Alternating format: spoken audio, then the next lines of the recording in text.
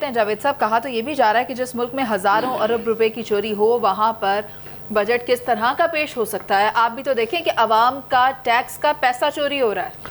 मुनीज़े, पहली दफ़ा मुझे किसी 38 साल सर्विस के साथ एक एक्सपीरियंस सियासतदान ने जितना सच बोला है, मैं तो ये एक्सपेक्ट कर रहा था कि उनकी बेबसी का आलम ये था कि उनको तमाम पाकिस्तान की मईशत की बुराइयों का पता है विद फिगर्स कि रियल स्टेट में क्या हो रहा है, ताजर माफिया क्या कर रहा है, टैक्स बिजली कहाँ चोरी हो रही है, सिगरेट वाले क्या कर रहे हैं, दवाइयों वाले क्या कर रहे हैं, उनको हर बीमारी का पता है और बेबस इतने हैं कि किसी बीमारी का इलाज नहीं कर सकते।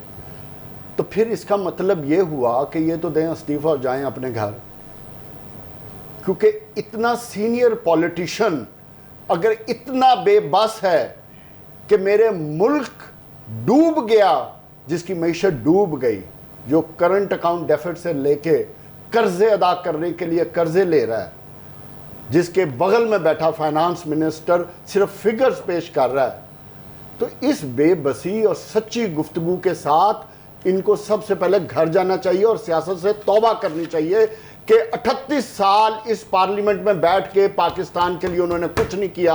आज जो सच बोला इस बात पे, और शर्मिंदा होना चाहिए कि जिस नहज पे आज पाकिस्तान पहुंचा हुआ है। अच्छी बात है ना। हकीकत यह है कि आज पाकिस्तान का सबसे बड़ा इशू मईशत है, बाकी तमाम इशूज इसके मुकाबले में जीरो हो गए। अगर उन्होंने बिल्कुल ठीक बात की, अगर पाकिस्तान ने यह रवैया रखा, हमारे सियासतदानों ने, ब्यूरोक्रेसी ने, तमाम स्टेक होल्डर्स ने अगर यह रवैया रखा, तो फिर मेरे पास अल्फाज नहीं है, मैं क्या बोलूं कि पाकिस्तान किस नहज पे पहुंच जाएगा। आज आप दुनिया में आप पे कोई ट्रस्ट करने को तैयार नहीं है, आपकी कोई कमिटमेंट की कोई वैल्यू नहीं रही है। आज आपके दोस्त मुमालिक आपसे क्वेश्चन करते हैं कि हम आपको पैसे दे रहे हैं, मगर आप कर क्या रहे हो। ये सब कुछ ख्वाजा आसिफ साहब को पता है, मगर बदकिस्मती ये है कि जो हुक्मरान है, जिन्होंने मुझे रिलीफ देना है, जो मेरे मुल्क की मईशत को दुरुस्त करना है, मेरे मुल्क को राइट डायरेक्शन पे डालना है। अब ब्लेम किसको कह रहे हैं? ब्लेम किसको कह रहे हैं? मैं पूरी हुकूमत को, तमाम हुकूमतों को दे रहा हूं। जावेद साहब, उन्होंने यही कहा है ना कि हमारे बजट के साथ एक सियासतदान 1-2-3 साल वाला पार्लियामेंटेरियन बात करता तो और बात थी। इतना पावरफुल पॉलिटिशियन अगर बात करता है तो आपको ये बात समझ लेनी चाहिए कि ये सियासतदान बिल्कुल फर्क है। जावेद जो बात नवीद देखें, जो बातें जो हकाइक इसमें उजागर कर दिए गए हैं, उससे करना जो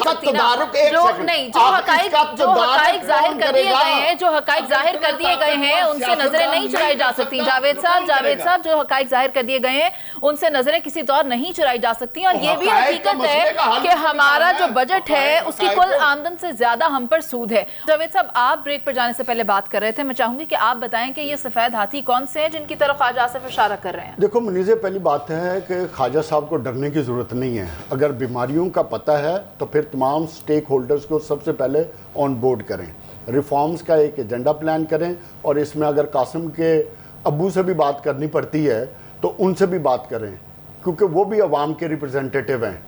तो तीसरी बात यह है कि जिसकी तरफ आप इशारा कर रही हैं वो सफ़ेद हाथी बन चुके हैं। अगर आप सिर्फ और सिर्फ पावर सेक्टर को ले लें, जहां गैस और पावर इलेक्ट्रिसिटी शामिल है, 3700 अरब का सर्कुलर डेट है। स्टील मिल आपकी मौजूद है, रेलवे मौजूद है, PIA 450 अरब से ऊपर जा चुकी है लॉस में, चलने के काबिल नहीं रही। आपकी OGDC है, PSO है, आपके PIDC के अंडर छोटी छोटी कंपनी है, इंजीनियरिंग काउंसिल बनी हुई है, ME बनाई हुई है, टके का फायदा नहीं है। और पाकिस्तान को रफली अराउंड हर साल 450 से 500 अरब रुपए का नुकसान होता है। यह है डायलेमा। क्वेश्चन ये है मुनीज़े कि इतने बड़े सियासतदानों को अगर इन बीमारियों का पता है तो फिर ये एक मेज पर क्यों नहीं बैठते, होश के नाखून क्यों नहीं लेते। अगर ये बात समझ आ गई है कि मुल्क की मईशत ऑलमोस्ट डूब चुकी है, आप टका टोकरी हो चुके हैं, आपकी मईशत भी और सियासतदान भी। तो हमें फिर कोई नए रास्ते निकालने पड़ेंगे, हमें मिल बैठ के रास्ते निकालने पड़ेंगे, इसके अलावा कोई हल नहीं है। जिस तरीके से हम मुल्क चला रहे हैं, आप देखें कि सुजुकी मोटर्स ने अपना 9.5 अरब रुपया तारीख में पहली दफा लॉस किया है। इस साल के अंदर जितनी मल्टीनेशनल कंपनी है वो ऑलमोस्ट, जो लिवाइस है उसने अपना ऑफिस चेंज कर दिया पाकिस्तान से। पाकिस्तान बिगेस्ट सप्लायर था लिवाइस का। बात यह है कि जितने बड़े ब्रांड हैं पाकिस्तान से अब भाग रहे हैं। आज आपने जो लेटेस्ट शेल की रिपोर्ट है कि शेल इधर से चला गया, कहने का मकसद ये नहीं, ये अच्छी चीजें नहीं है, ठीक है, ये इंतहाई गलत हो रहा है। हमें हालात वो क्रिएट करने जहां इंटरनेशनली दुनिया, पाकिस्तान जो 27 करोड़ की आबादी है, एक मार्केट है, इस मार्केट की तरफ अट्रैक्ट करे। अट्रैक्ट करने की बजाय हमारी मार्केट स्क्वीज कर रही है। कुछ 40 से 50 अरब डॉलर की पाकिस्तान की एक साल में इकोनॉमी श्रिंक कर गई है। अब ये जो कुछ हो रहा है पाकिस्तान में जावेद साहब, और ये बात पूरे एशिया में हाईएस्ट इदारों के अलावा भी बात करनी है, श्रीलंका से भी आगे आप चले गए। जावेद साहब क्या कहते हैं? उन्हीं से बदकिस्मती ये है कि जमहूरियत के लिए ये एक और कलंक का टीका है कि ये 30 घोड़े जो सरेआम टीवी स्क्रीनों पर दिखाए गए, तो मैं समझता हूँ कि जो जमहूरियत के चैम्पियन हैं और जमहूरियत के दावेदार हैं, उनको मेरा ख्याल है शर्म करनी चाहिए कि आज सियासत आपकी उधर की उधर ही खड़ी है, कि आप आज भी हॉर्स ट्रेडिंग और ये घोड़ों को लेफ़्ट राइट करने के चक्रों में पड़े हुए हैं। तो इससे पहले तो हमें हमारी जमहूरियत को अगर ठीक करना है तो इससे जान छुड़ानी पड़ेगी। ये कौन कर रहा है? अब बात है जो भी कर रहा है, ठीक है। दूसरी बात ये है कि अगर हाफिज़ नईमुर रहमान ने ऑफ़र कर ही दी है तो मैं समझता हूँ पीपल्स पार्टी को बड़ा दिल का मुजाहरा करना चाहिए।